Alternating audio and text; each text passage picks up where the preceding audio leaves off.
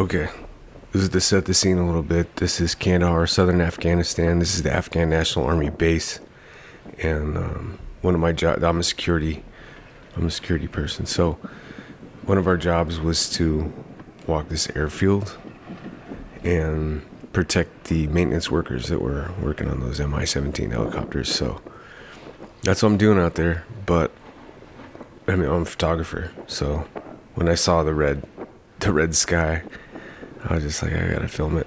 And this is, for me, it was an expensive shot. I ruined a camera here, but it was worth it, definitely worth it, because, I mean, how many times do you get to, like, really live kind of like a Blade Runner situation? So there it is, man. We got to work at about 5 or 6 o'clock in the morning, and then we knew it was going to be sandy out.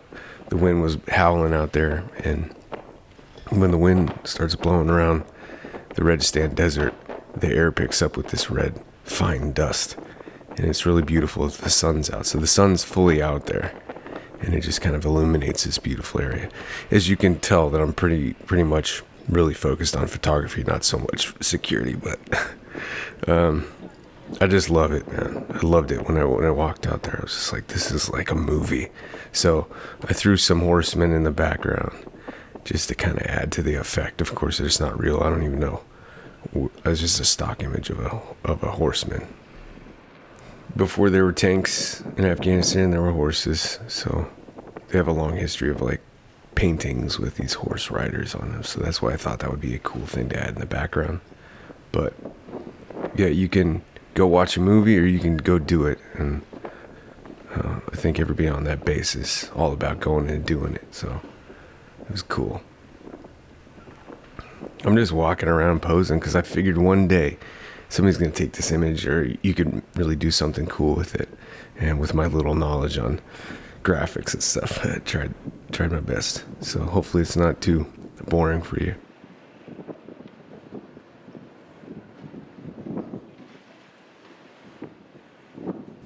There's usually a group of us working in, various parts of the base. And when those maintenance workers go outside, one of us has to go with them and follow them around and make sure nothing happens. And I was always raising my hand for these jobs because I knew that I would capture some great footage, as well as, if something happened, it would be pretty cool to capture it, But it was usually just me walking around and posing for the camera. I just liked it.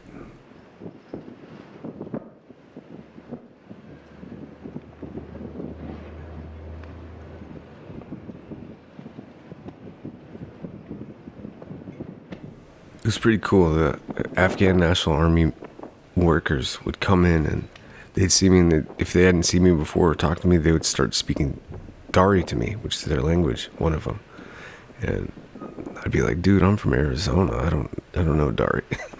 But yeah, they all called me Afghani, and I thought that was pretty cool. I mean, I thought it was like cool because if they thought I was one of them, I think I was less likely to get blown up somewhere. So I made friends with all of them. They're all really neat, and they smell a little bit though, man. They don't use much deodorant over there.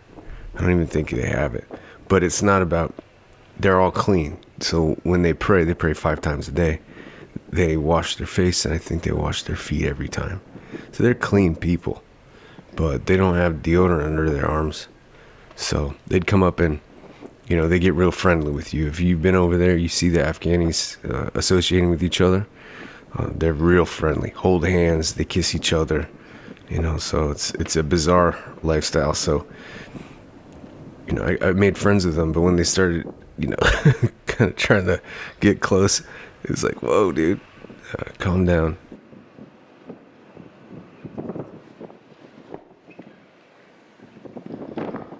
I'll tell you what, though, those Afghans would, if they had something in their hand, like food or whatever, and you looked at it, they'd offer it to you. They have a really kind personality. It's pretty interesting. It's a religious thing. It's like, we're going to help you. If you need help, I'm going to help you. And yeah, it's a very misunderstood place.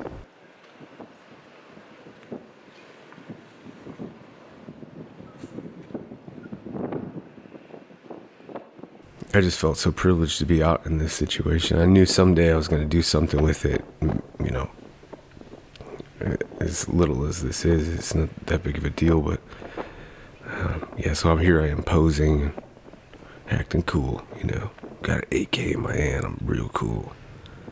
But you know, it was more like I knew one day I was going to come back and show people this awesome place, and I'm so happy to be a part of it.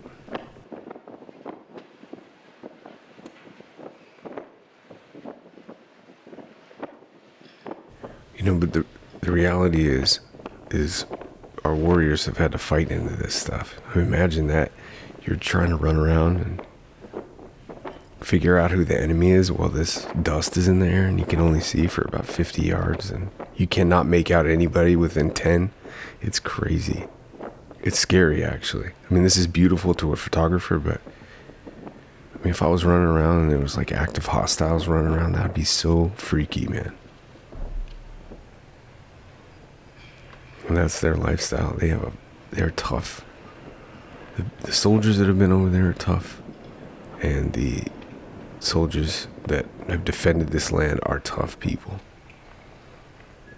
So much respect to all the people that have been over there. And I had kind of a thought when I was over there that I would capture all this stuff, and one day I would tell the stories of veterans that were fighting in the thick of the war. You know, they'd encounter a sandstorm like this, and I could overlay my footage with their story. I don't know how to do it. I'm not very good at like administrative stuff, but that would be a cool thing to do, to listen to the stories of the warriors that have fought over there and then overlay some of this footage like this. You know, it would be like kind of a real movie, you know.